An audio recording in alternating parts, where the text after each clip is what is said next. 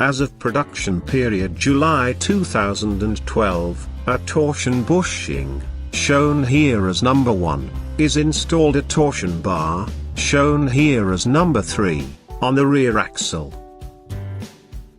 In contrast to the old elastomer bearing, shown here as number 5, the torsion bushing, shown here as number 1, is installed and screwed on at 0 position.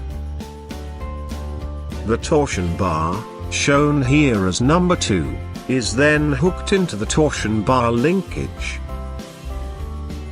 In a repair instance, care must be taken to ensure that only the new torsion bushings, shown here as number 1, are installed from now on. Both sides must always be replaced. While installing the new torsion bushings, the torsion bar clamps, shown here as number 3, and screws, bolts, shown here as number 4, must also be replaced.